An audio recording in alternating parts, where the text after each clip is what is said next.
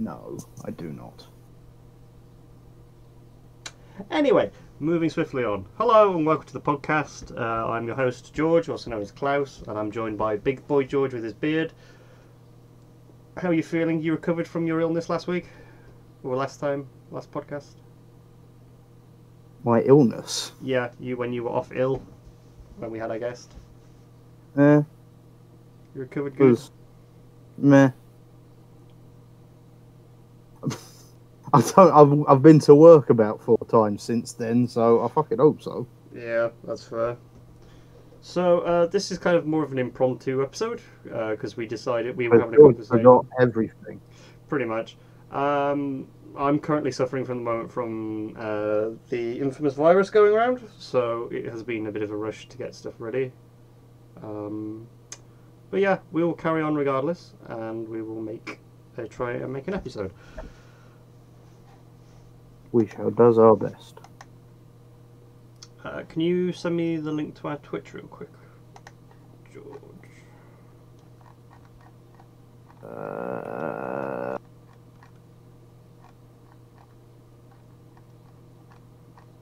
There you go. Thank you very much. Just try and create a bit more of an audience, so we can at least say I've tried. George, you're not trying. Shut up. Actually, to be honest, you're very trying. I'm very, very trying.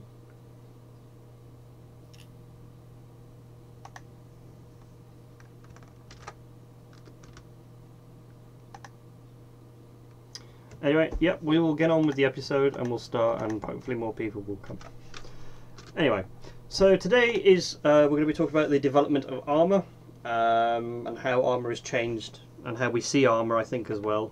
Over the years, and then we will be talking about our favourite kind of war series and war TV stuff, and we'll go from there. And yes, there is a little Lego knight I see in the left corner. And now it goes on. I'm sorry, my laptop is currently a mess. I'm very easily distracted. It's alright, don't worry. So yeah, armour, the development of armour. I think people, personally, my opinions on armour is people rely on it a bit too much. I'm wrong. Yes, people rely on it too much, personally. Oh dear, my building fell over. And I think that comes from video games and movie, TV, where this belief that if you wear a Kevlar vest or a ceramic plate vest or an iron or a steel plate vest, as a recent episode with one of our friends has shown, that you think you're invulnerable, and you're not invulnerable wearing armour. To be fair, the issue with one of our friends wasn't that he thought he'd be invulnerable wearing armour. He's mad. It's the fact that he wanted to wear real steel armour to a LARP event. He wanted armour. He wanted his make-believe prop armour to be able to stop shotgun rounds. And if I'm honest, my response to it was, are you expecting to be shot by a shotgun? And then I had to take a step back and go, oh, hang on, it's you. Yeah, probably someone's going to want to shoot you with a shotgun by the end. Yeah. Yes. So, but you are right.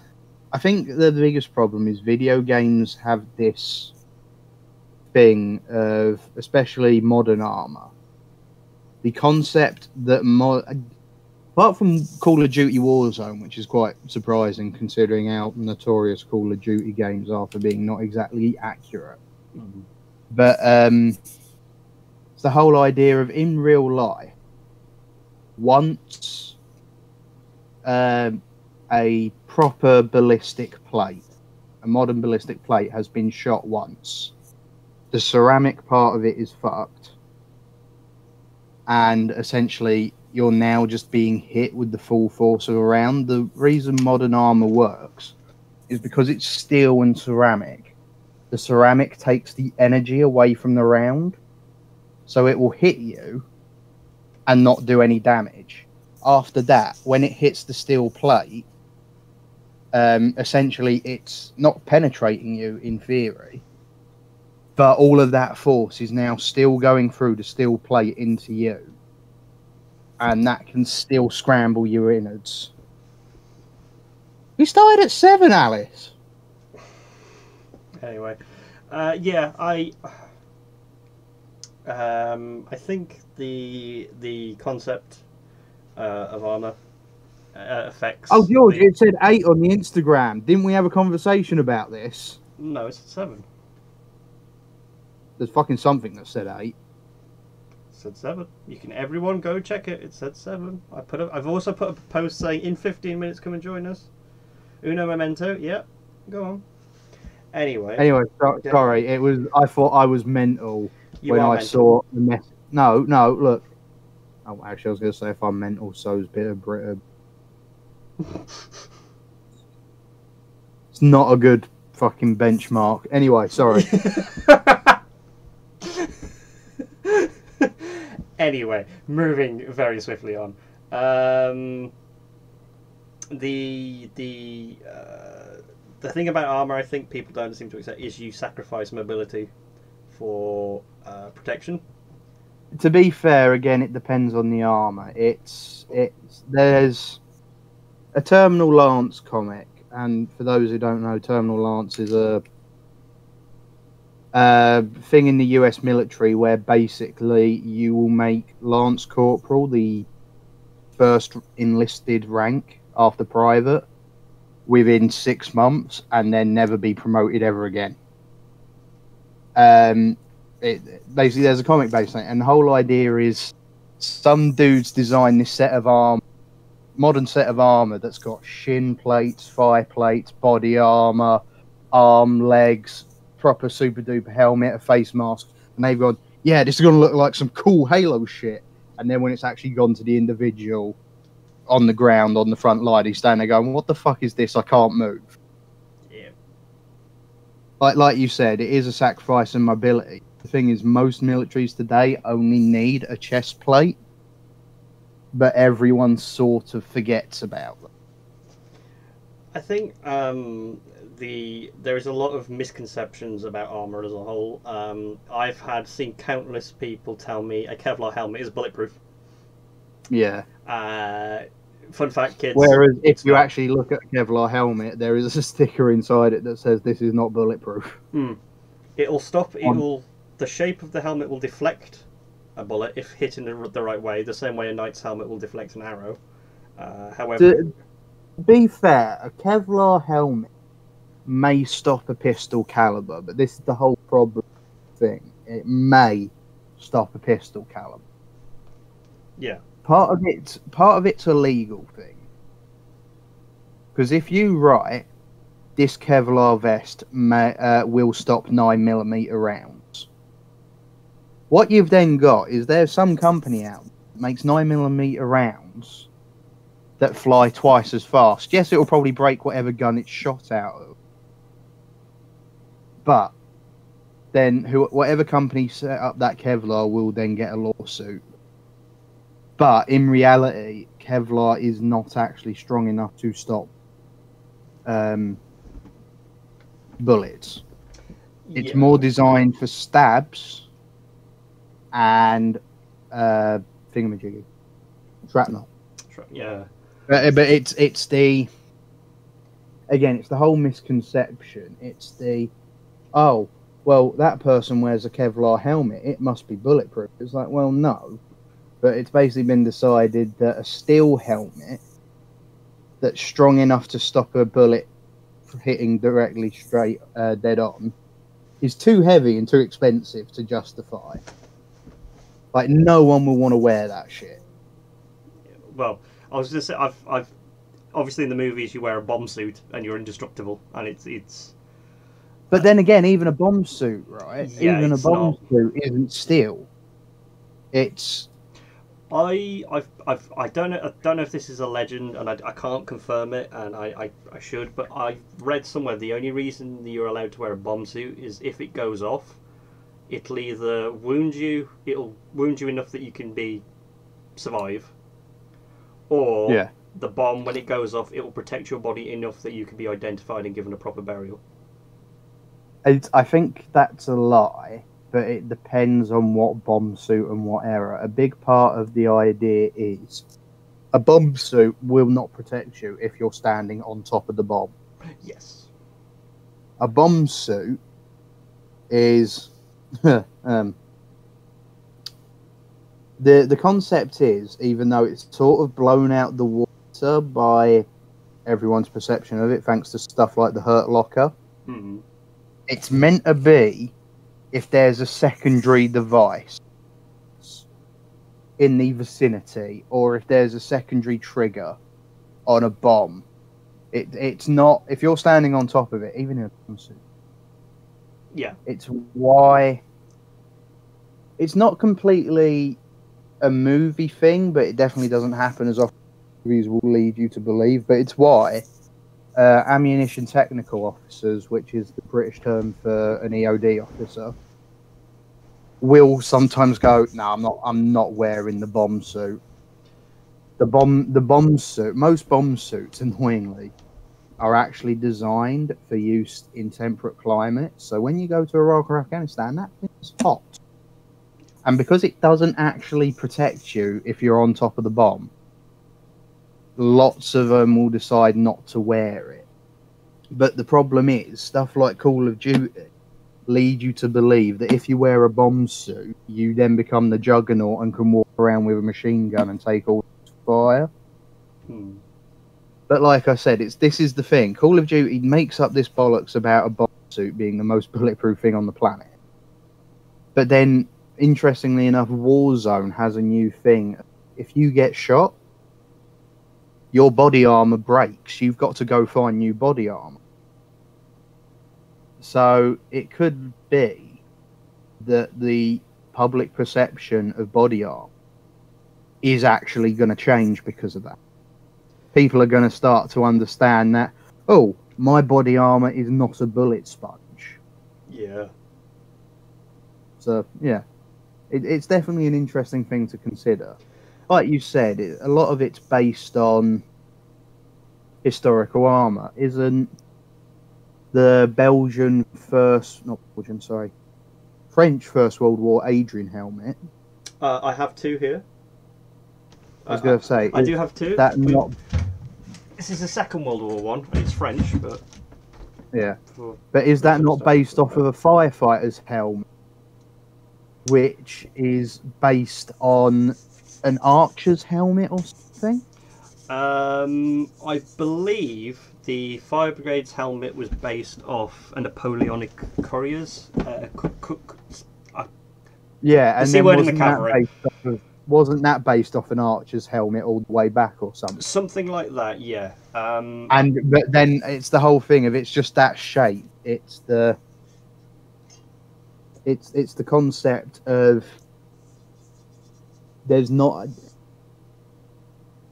You fall into things where you're lulled into what you think makes sense doesn't actually make sense. You get the, what is it? Is it the Fedayeen Death Squad helmet that looks like in Darth Vader's helmet? Oh, the ones in Iraq. Yeah, it's literally basically because Saddam Hussein's kid liked Star Wars and went, I'm going to make all soldiers Darth Vader. Because in his mind, it made sense because it would protect the back of the neck. But if you actually look at the design, the reason they're not designed like that anymore and haven't been for ages is because they realise when explosions happen, if they happen underneath you, that design will just funnel any shrapnel up into the back of your neck. And that's a kill. Yeah, so it's you can sit there on one level and go, this is really protective. It's like, yeah, cool.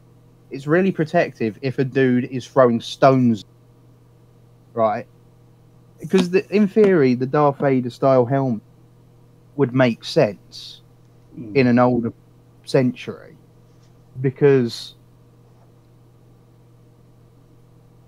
I mean, yes, people probably have explosives, but they're not using mass explosions on you. Mostly, they're probably lobbing rocks and shit at you, or arrows or something. But the arrows are raining down, and you can reflector.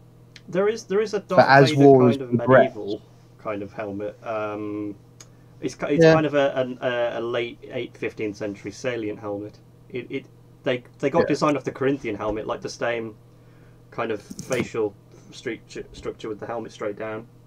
Reminds me a little yeah. bit of Darth Vader. But then it's the whole idea of the German. I can never pronounce it. Stahlhelm. Stahlhelm. Stahlhelm. Stahlhelm. It's even that lots of people go, oh, that looks like Darth Vader's helmet. Yes, but it's designed in a way where it doesn't have that big fucking funnel design on the back that will fucking kill you. Vader's was sorry. This is the chat from Lucy. Vader's was modified after a Kabuto helmet, but Samurai didn't really have to deal with explosives that much, to be honest. Yeah, I can see the resemblance. Yes and no. What you then fall into is the design of Star Wars being a fucking mess.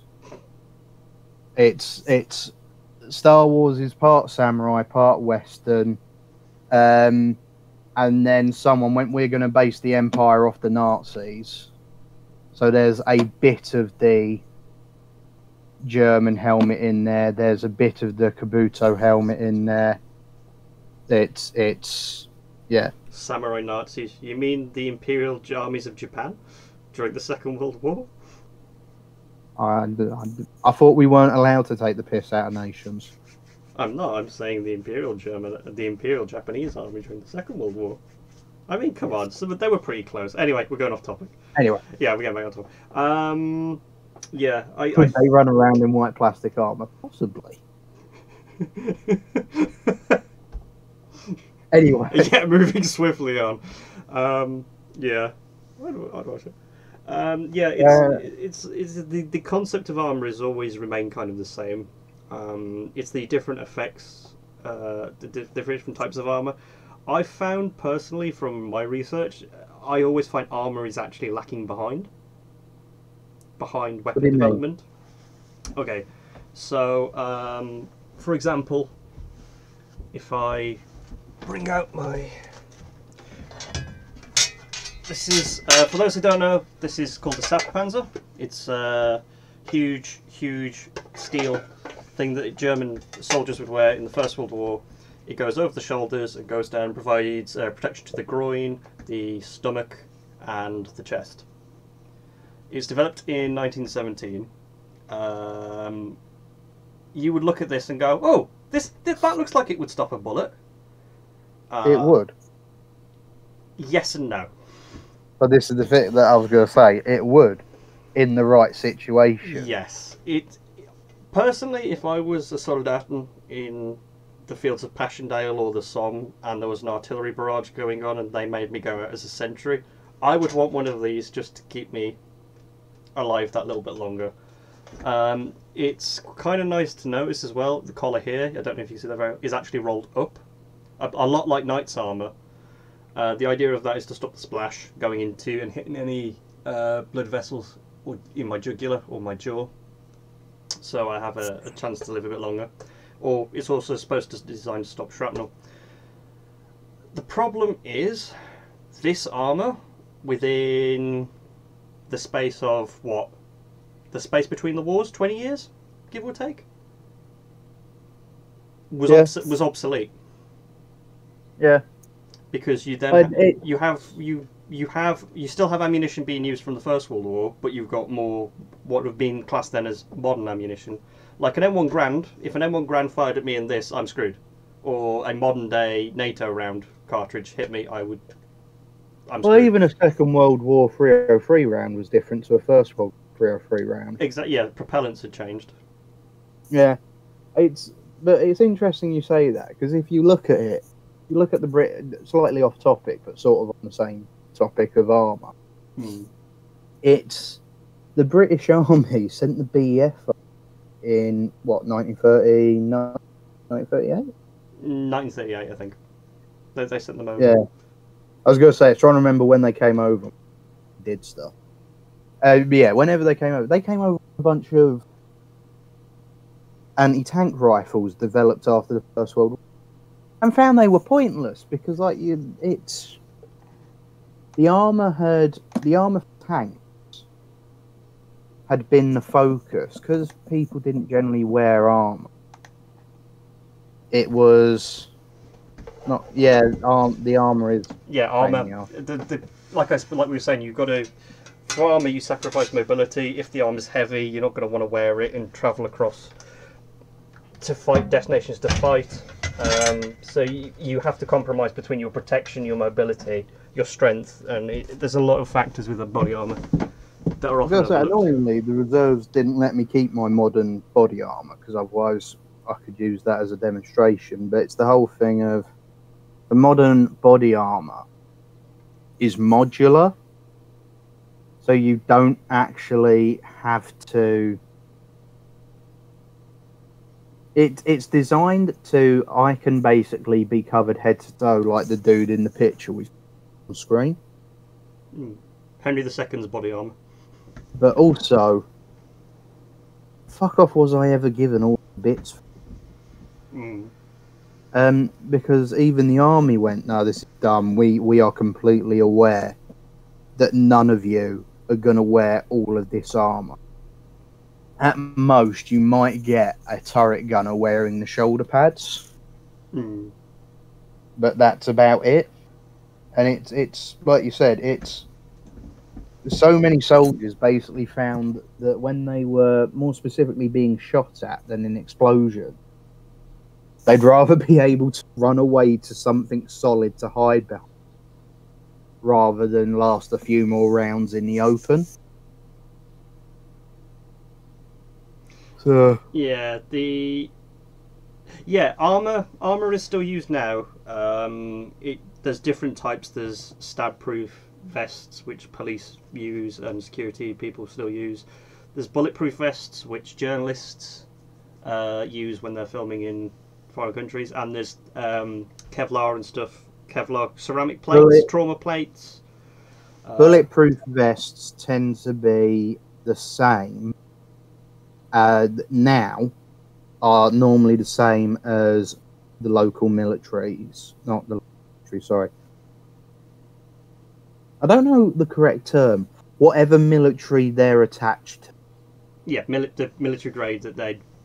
Because again, what you had a lot is, it's funny enough, it's in Generation Kill. In 2003, a journalist went in with a bunch of US Marines.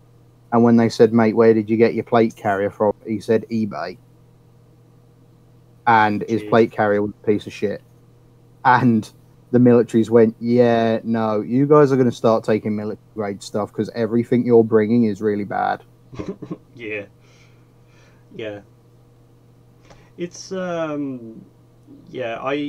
just find it fascinating to see the development of armor when you look at stuff being used now, when you look at medieval stuff or Roman stuff, how very, very similar it is. I was going to say, like you said, again, Henry II's armor.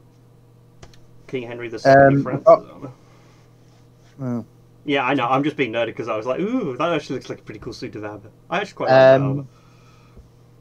I mean, the cut's not exactly the same, but all of the pieces are there for a set of EOD armor. The logic hasn't exactly changed. We've now got to worry more about the force of things rather than just the impact. I think at the time they did as well, when suits of armor were still being used, because if you think about it, you've got men riding into battle on huge horses and stuff, and you've got men in chainmail, you've got men in plated armor, you've got them in brigands, which is like a mixture of both. You've got men of arms fighting with different kinds of armor. The one kind of armor I would hate to wear and I really dislike is chainmail. Because chainmail, if someone's slashing at you, which with a sword you're not supposed to do, you're not supposed to stab with a sword, you're supposed to slash. Obviously there's different swords and stuff, but majority of swords you're supposed to slash. It will deflect the blows. The problem is it takes one person to stab and you're done.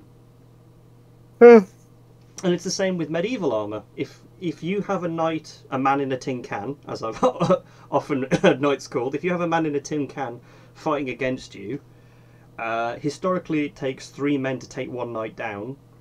However, if you have a hammer or a solid impact weapon like a mace, you could bash that armor. Yeah.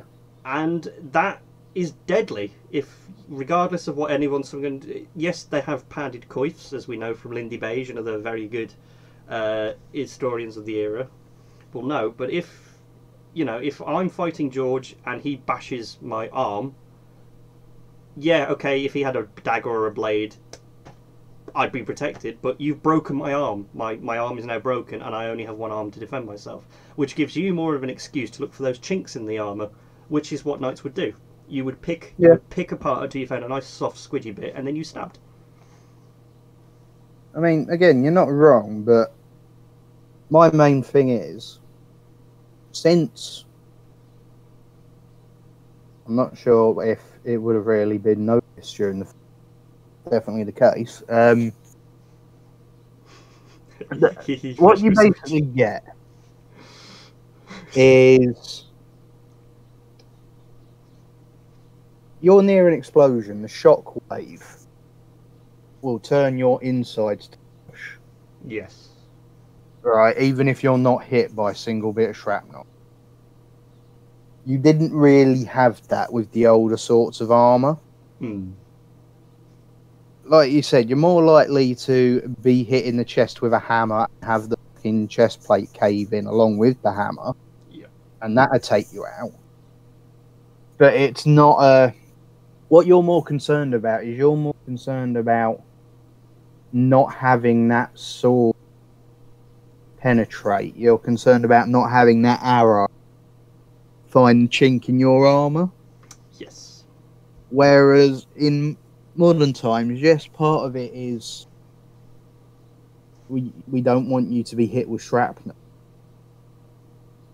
But another part of it is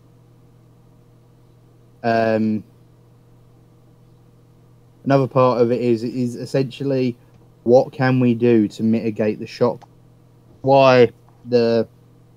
It's why trauma plates have the ceramic part of it, because the idea is the bullet hits it, and instead of all of that force going into you, all of that force goes into shattering the ceramic plate. Which is again why they're useless after the first round. After the first round, it will probably stop the bullets going into you, but that shockwave is still going to hit you. Yeah, and it's still going to cause some problems. And yeah, it's why that suit of armor, an EOD suit, is pointless for shockwaves, because it's not going to protect you. It's designed to protect you from shrapnel that could go off if you're too close to the bomb.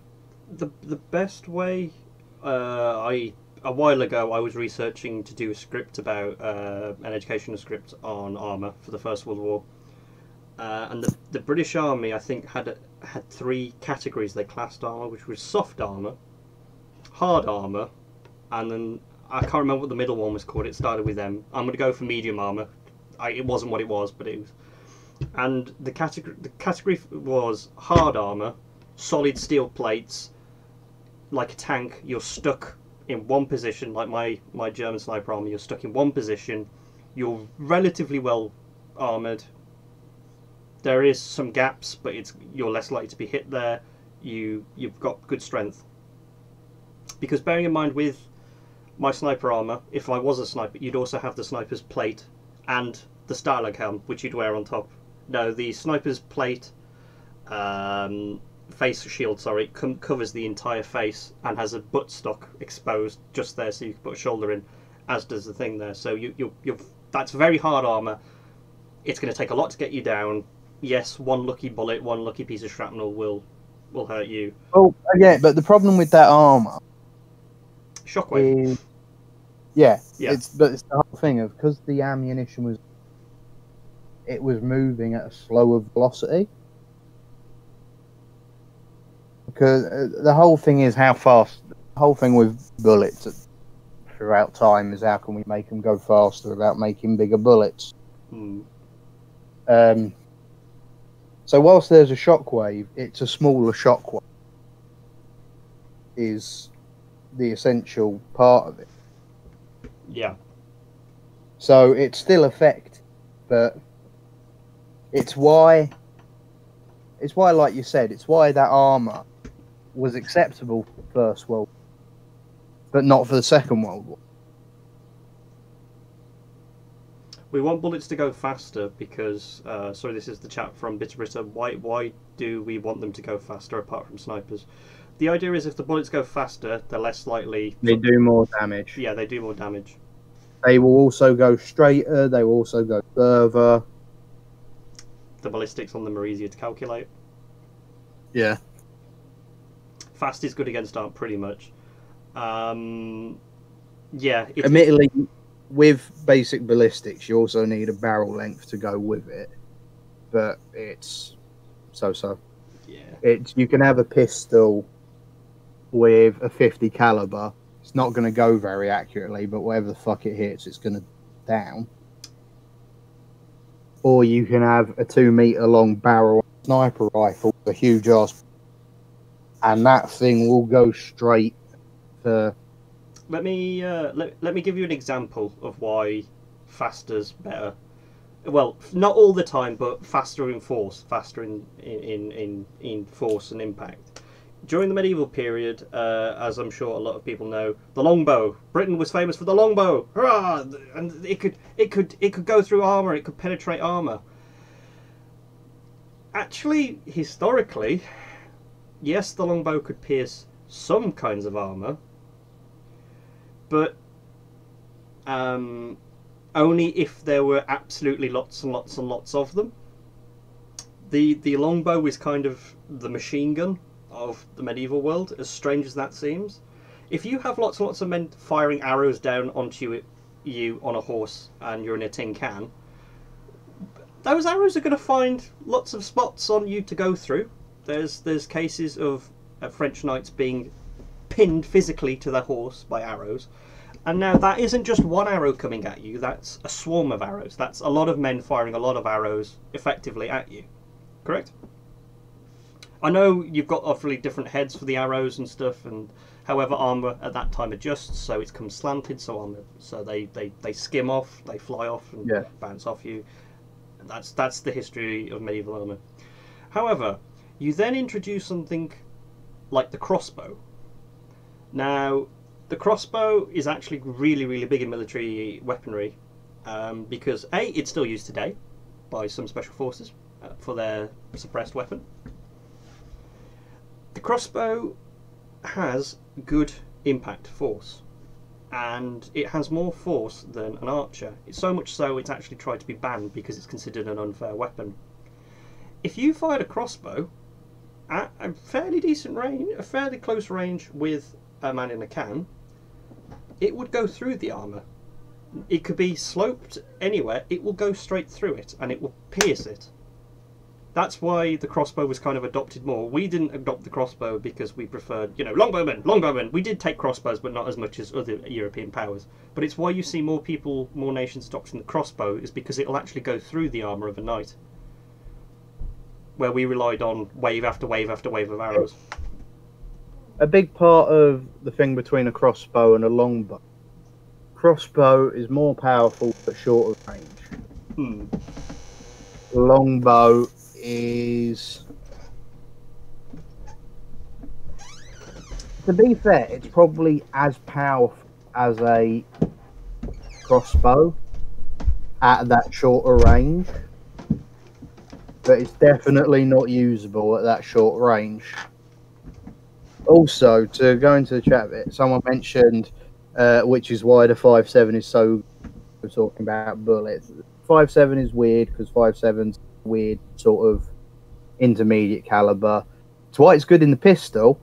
It's why it's a bit meh in the P90.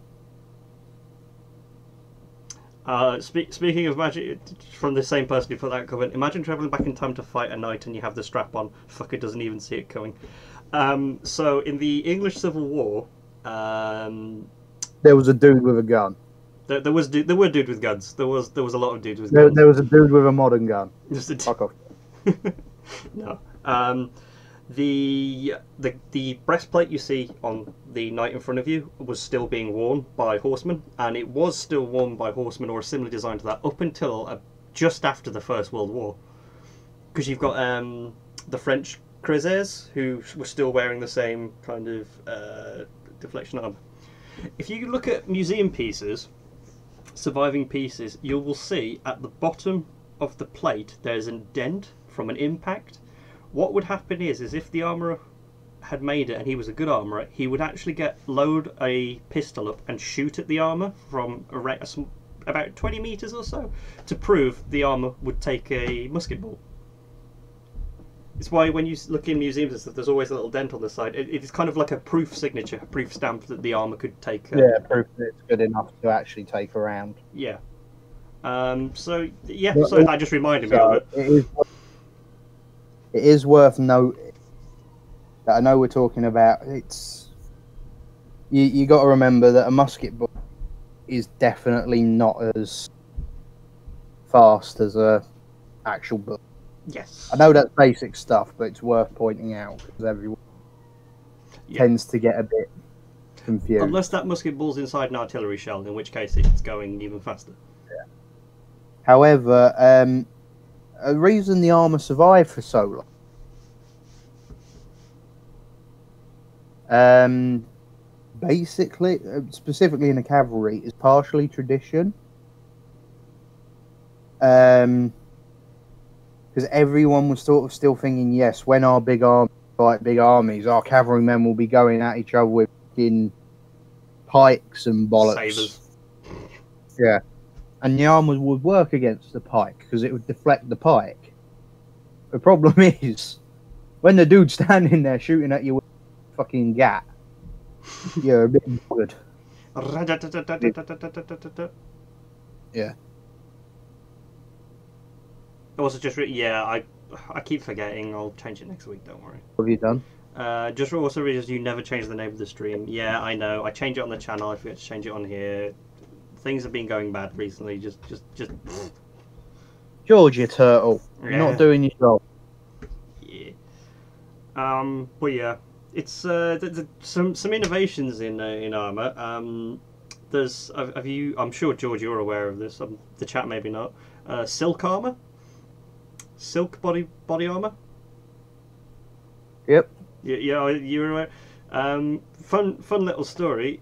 Archduke Ferdinand was wearing silk body armor on the day he was assassinated. They did tests silk. Yeah, silk layers of silk against each other. It was about loads and loads of layers of really thin silk on top of each other. The idea behind that is actually the same, similar to modern body armor, in that it takes the force from the bullet. It's every layer of silk it has to go through is a certain amount of energy lost, so that eventually it won't be deadly. It won't tear through you. It will just hopefully just hit you. It's why, surprisingly, the idea of a soldier having a Bible in his pocket or his paybook even could actually save him. Or a packet of cigarettes. Yeah, because it's got enough individual bits in between it. Because everything it's got to go through massively reduces the amount of force behind. So it's not a completely far-fetched idea. It's more just when you actually explain it to people, they will stand there and go, silk. Silk, yeah. Fucking silk. Yeah. But he was wearing that on the day he was assassinated, and they did a test. They built a replica version of the body armor he was wearing, and they fired into it, and you know something? It actually would have stopped the bullet. The problem is, Archduke Ferdinand was shot here. The body armor came up to about here.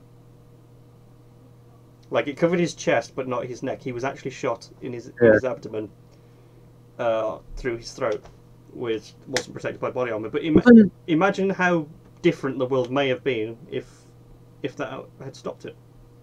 I was going to say, I have read a few theories where it's some dumb shit. It's like, had the weather have been different and he'd worn a scarf. I don't think that would make a difference. this is the thing though. The idea was the pistol he was shot with was so fucking puny. Yeah. It was not a high caliber pistol. It's what you had at that point in time is you had your big man for cartridges, the 45 and 455 and stuff like that, which were like the crossbow, a lot of impact force, but not a lot of distance. Whereas all you could get your little teeny tiny rounds, and by little teeny tiny rounds I mean tiny rounds, which it's the military used to test. George, you've turned my picture off. Oh, sorry. I was just. You ruined everything. I'm sorry. It's not back. Militaries actually used to test because they would just get a sheet of wood and they would fire rounds into it. They would fire rounds into a bit of was essentially plywood, and if the rounds didn't penetrate the plywood, they wouldn't adopt it. So what you had is you had the rounds that wouldn't penetrate the plywood, and then you had the rounds would penetrate the plywood. Yeah, the round that he was shot with, if anyone is interested, he was shot with a FNM 1910. Chambered in .380 ACP, which, to be fair, is a people killer in that it's not around people would consider it's not that you can be shot by a 2.2 and walk away. It's big enough to put someone down, but it's also easily stopped by enough material. It's like you said, had it hit a few inches down, he would. Yeah, had it hit his silk body arm, it probably would have lost enough velocity. Still might have entered it, but it would have lost enough velocity to be an issue, which is where the whole theory of had it been cold, had he worn a scarf, had thing A, B, C, or D happened, right, where he had just a couple of layers over the bullet wound, it would have made all of the difference. But yeah. Yeah. One last creepy fact about Archduke Ferdinand: his license plate had 15 to 18 on it. Which is, if you don't know, 1914 is when the war started, 1918 was when the war ended. You realise you said 15 to 18? 14 to 18, sorry. Okay. I apologise. You plum. Yeah. But yeah, any more questions on body armour before we move on? And this is the point where we play the substitute teacher who doesn't actually commit to his work and ignore any questions. Going. Gone.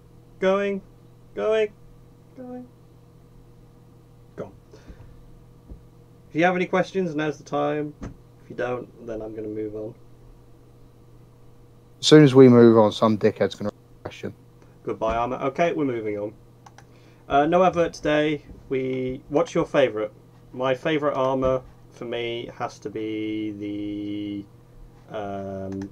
Roman Centurion armour. Bollocks. Are we talking about...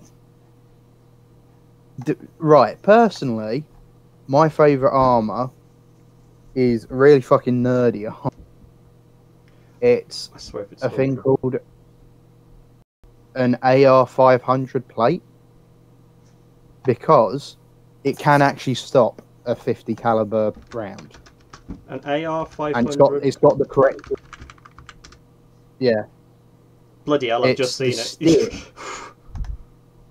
Hang on. I've got to see what comes up when you Google it now. It's just a strike face plate, basically. Yeah, but it's basically set to it can actually stop a 50 caliber round. It's got the right ceramic shit. It will stop a 50 caliber round from basically fucking you up with a shockwave. And I kind of like that. Just on the basis of that's how far we've come. But yeah, if I had to pick older sort of armor, gotta be honest, I think I go with the same with George. A nice, decent set of Roman armor. Roman legionary armor. It's not a bad armor design. It's easy to make, it's cheap to use. Yeah. And it worked for the time. And it worked for the time being. I must admit, with medieval armor though, I do like myself some 15th century German Gothic armor. That is the good stuff. I wouldn't wear it on a battlefield, but I'd have it as a decorative armor. Yeah, you would. You'd show up to battlefield and go, I'm ready to participate. Hello, I'm ready to participate in the melee. Oh, it appears to have lost my hand. Oh, yes, I appear to have an arrow in my spleen. Yes. Ooh. That must have happened on a medieval battlefield at some point. Someone turned and was like, yes, I am ready for the battle now. Oh, ow, there appears to be an arrow in my arm. Oh, ow. Mummy, the French knight cut my fingers off. Well, you should have been playing with him. Yeah. A quick side note, speaking of archery, is actually in the medieval period. In Britain, I don't know if Twitch is going to allow me, but in Britain, if you do that and it's facing forward, the V for victory, it's considered swearing. Nowhere else in the world is that considered swearing. And rumour, the legend... Yeah, but I don't quite get how that's not considered swearing, but that is. Yeah, I don't know. Thanks, by the way. I was trying to be subtle about it, but you just go ahead. Oh, fucking hell, everyone knows it. Yeah, everyone knows. Okay, so the theory of where that is insulting to British people actually is believed to have come from archers, because those are your bow fingers. So when, after the Battle of Agincourt, the legend is that the French nobility said every archer you capture, cut off his two bow fingers. So when they charged at the French to insult the French, they would go, look, we've still got our bow fingers, and kind of do it to insult them, and then later on that turns to V for victory. I love the idea of, look, we're insulting you. Isn't it really convenient that includes fingers and swear at you at the same time? Yeah, we still got our bow fingers. But yeah, a lot of British history is designed to just annoy the French. It's quite funny.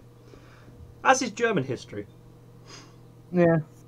Anyway, moving very swiftly on to our next topic. So, best military shows and series.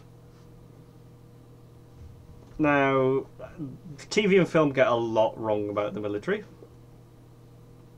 So don't think we're dismissing or bashing any TV shows or films when we talk about them. They're wrong, but we're not blind to any mistakes, but we're also able to sit there and go, "That was a good TV show," but this was wrong. It did have its mistake. I'm going to say this now, and I'm probably going to get hate for this. I absolutely hate Full Metal Jacket. I absolutely detest Full Metal Jacket. Story, character, historical accuracy, I absolutely hate Full Metal Jacket. Just want to get that out there. I gotta be honest, I like Harley Ermey. I like him. I don't like him in Full Metal Jacket. I don't like I said, I don't like any of the... Why don't you like Full Metal Jacket? Because they said, we want you to be a drill instructor, and he used to be a former drill instructor. He was okay. He had to play it up a bit, because what you actually see, according to veterans, it was nothing like that. Yes, there was an element of shouting at people, but it wasn't that element extreme, and it wasn't, that degrading. It wasn't as bad as it's shown in the thing. I do like Arlie Ernie. He did some good stuff, God rest his soul. But I think what you have is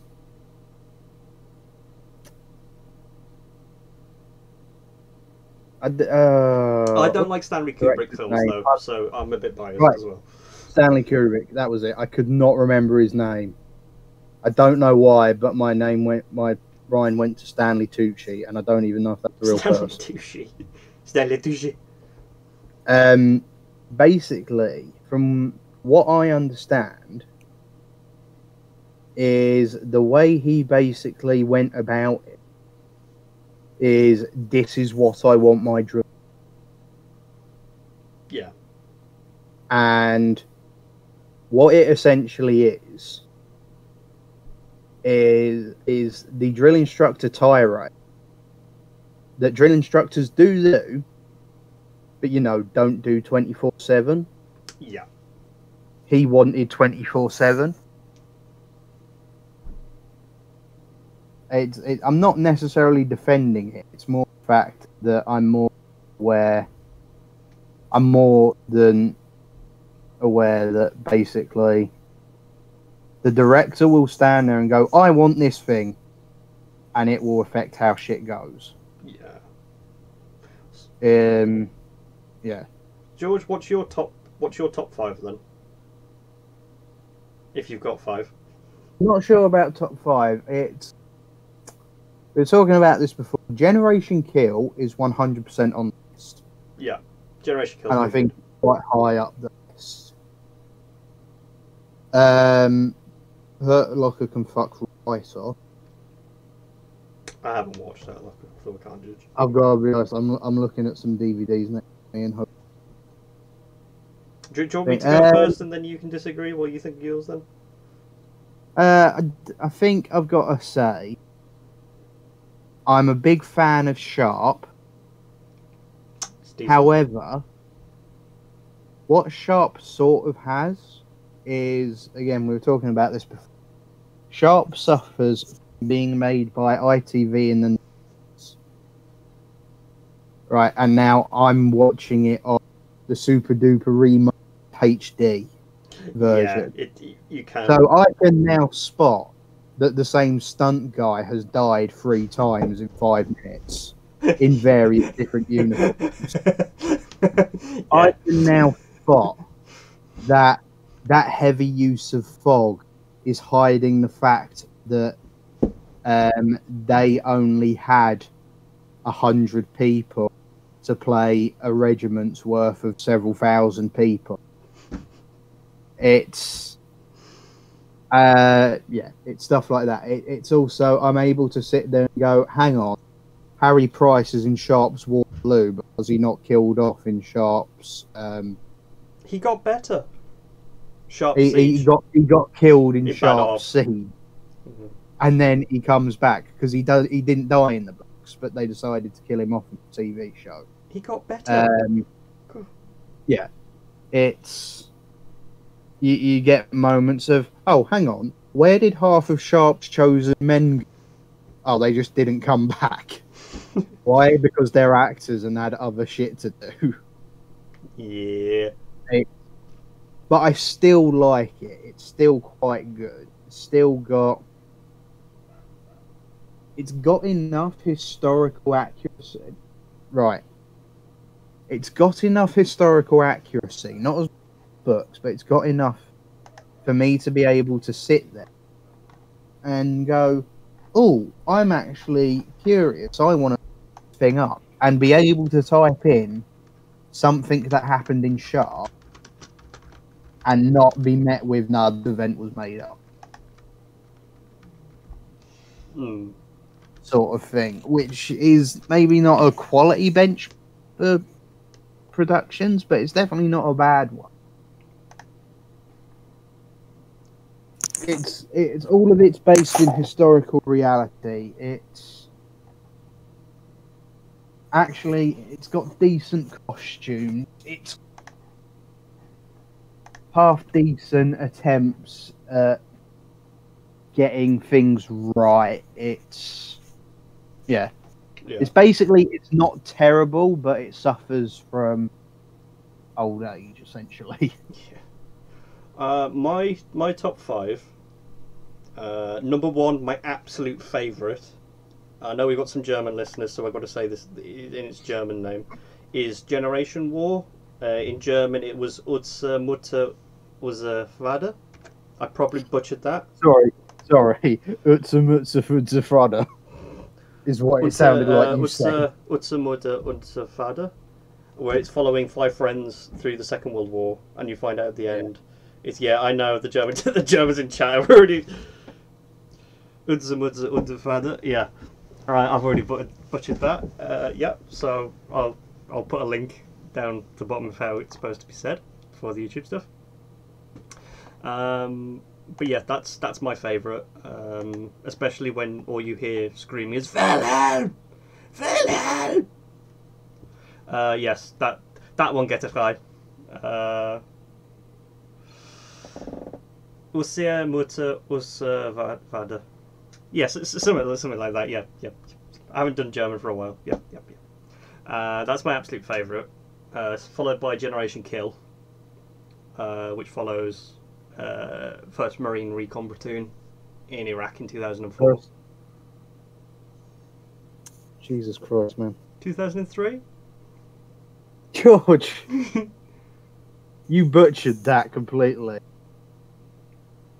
1st Marine Recon Battalion. 1st Marine Recon Battalion in 2003 in Iraq, which is quite good.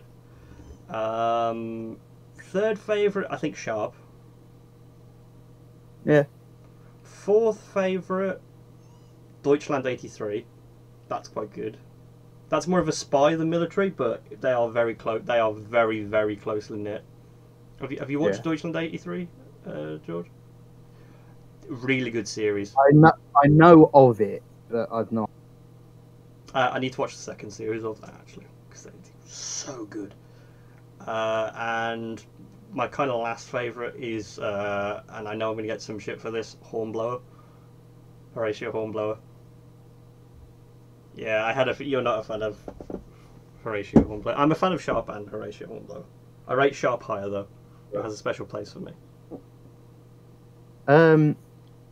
One thing I forgot to mention is MASH is alright. However, having done a bit of research into it, I'm not sure if I'm fucking shit for this fact. Hawkeye in MASH in the TV show is not anything like he's meant to be. He's not meant to be so cynical and because in the original book that it's based on, which is based on real dudes' experiences, Hawkeye is much more of, I guess you could consider it boring, but much more of a conventional hero. And it's not that I dislike it, it's more the fact that I'm sort of, having read about it and looked at it, I just sort of have to wonder how much of MASH was fucked with. I like MASH. I wouldn't put it in my top 5 though. I'm not sure. This is the thing. I'm not sure if I put it in my top 5. I'm just currently struggling to pick. But I certainly couldn't put it in my top. My problem with MASH is, yes, it was a great story. Yes, there was a lot of went into it as it picked up as the series went on. Yes, there was a lot of change with characters and stuff. My problem with MASH is it's now how people see the Korean War. Yeah. And there's, for example, MASH, even in the name MASH, Medical Army Mobile Army Surgical Hospital, they never really moved. When if you actually read the books, look at the accounts, they were moving. There were times when they were behind enemy lines and they were actually having to drive back to friendly lines. And stuff like that. I do like MASH, but there is a few. I have a few criticisms with MASH. that stopped me from I'm giving not, it a I'm 10 out not of 10. 100% sure if it counts, but Netflix's Space Force actually isn't too bad. Haven't watched it. I want to watch it though. It's not too bad. This is the thing. I'm not sure if it counts because I guess it's a fictional take on the U.S. military's Space Force, which for those who don't know is basically a thing. It's 100% a thing. And the scary thing about it is Space Force is a comedy show, and I wouldn't be surprised if it actually happened. Yeah. It's got a lot of... It's very tongue-in-cheek. Yeah, I did find it quite funny because it made me realise, basically, the way the US Army goes around making...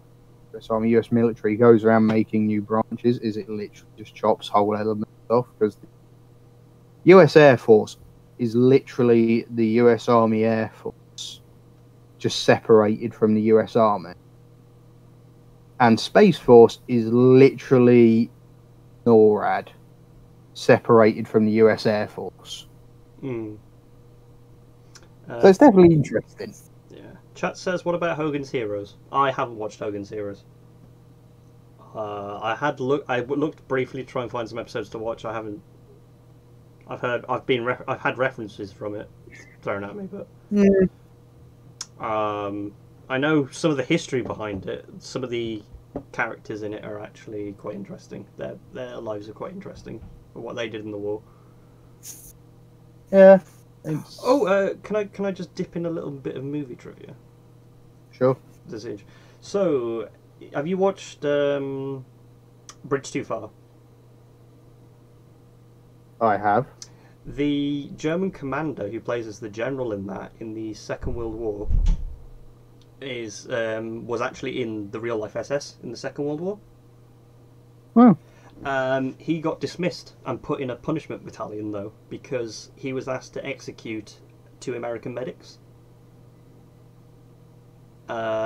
And he refused, so they put him in a penal battalion and he was captured by the Soviets, and then he came back to live in Germany and defected to the West, and then starred in A Bridge Too Far.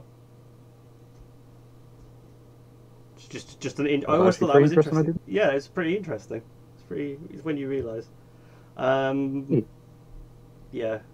Bridge on Remagen is one of my favourite military films. Yeah, I'm just trying to think. I can't think of like military team. Some Bravo, Fox Zero, I think. Bravo, Bluestone. Bluestone 4-2 is quite good until the last season. I was recommended it. I didn't watch it. It was a while ago. I've been told You're it's just quite bad at watching things that people say, "Oh, I watch this." Yeah. Yeah. Well, You bad. Das Boot, the original Das Boot, is really good. I really like Das Boot. Is that a TV show? It was briefly a TV show, but it was also a film. The original film in Yeah, German I was is going to say, really I know. good.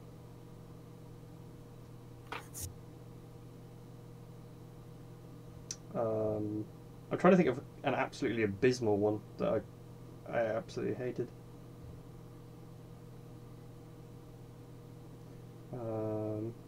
There was one I really didn't like.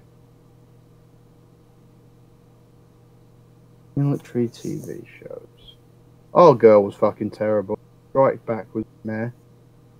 I didn't watch Girl.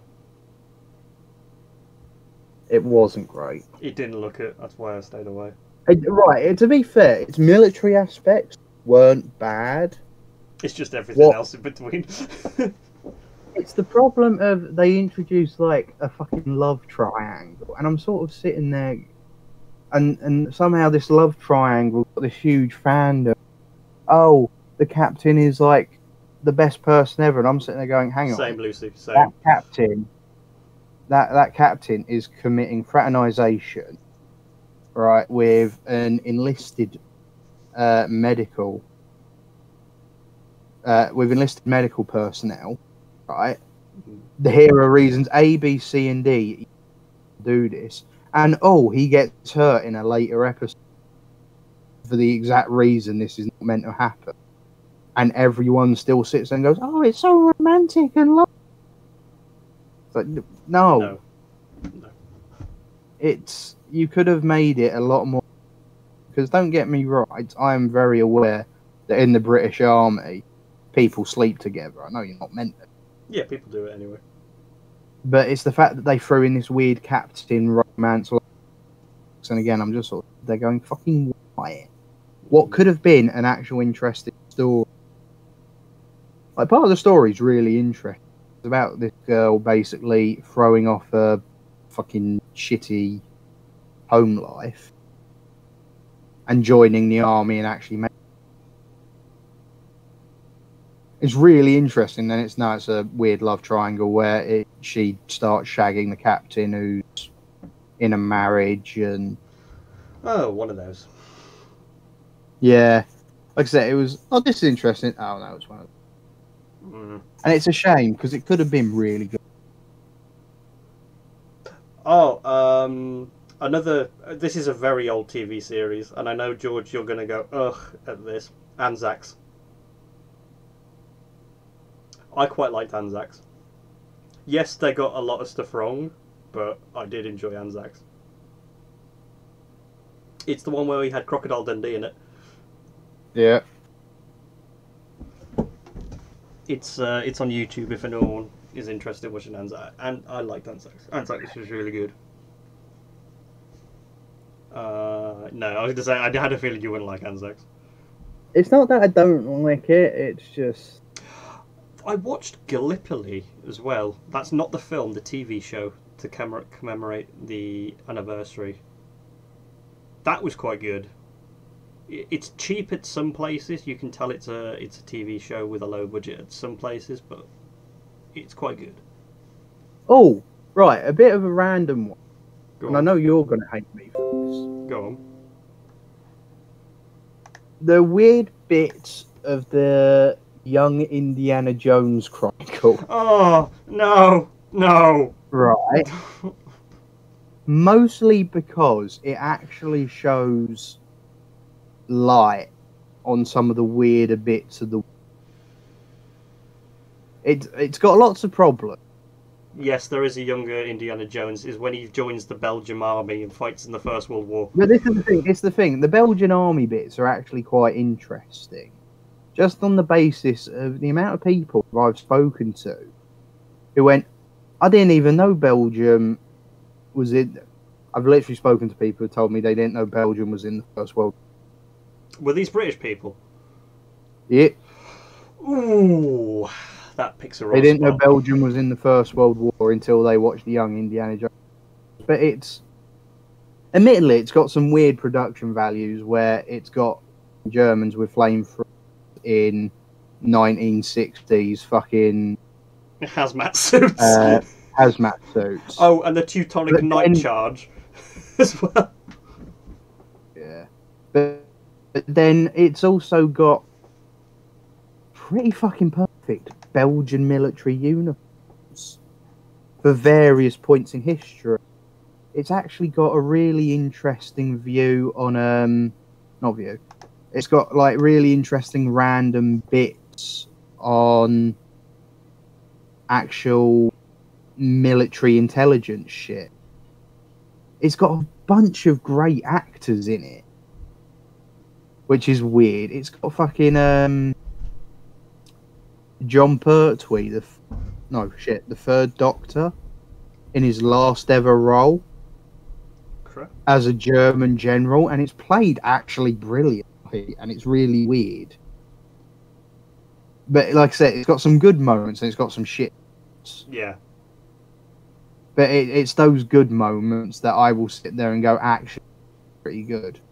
Actually, whoever wrote this took the time to not only look up what weapons the Belgians would have used and like what uniforms they would have, and then actually went and found. Because it's like part of it is when they're on the Belgians are lumped in with the French, which is what happened. And the Belgians had different weapons to the French. And it would have been so easy for the production staff just to go, no, you're all having the same gun. But they actually went and got the correct weapons for. And then, yeah, it's got things with hazmat shows flamethrower. But I can overlook that. If I can overlook the dodgy, same fucking stuntman in Sharp, I can overlook some of the other things. I want to get that stuntman on the show. I want to get... You know exactly which stuntman I want. I want to track him down and get him on the show. It's not going to fucking happen. Oh, come on. Come on. Let's get a Kickstarter fund going. Track down the stuntman from Sharp. Let's get him on the show.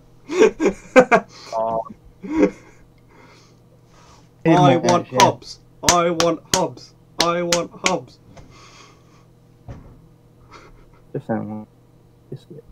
Yeah. Anyway, I'm going to wrap it up there. Thank you for coming. Come again next week, and we'll in 2 weeks' time we'll have a topic. Keep following us on Instagram, 2 Arms Podcast on Instagram, and we'll see you again soon. Take care. Goodbye.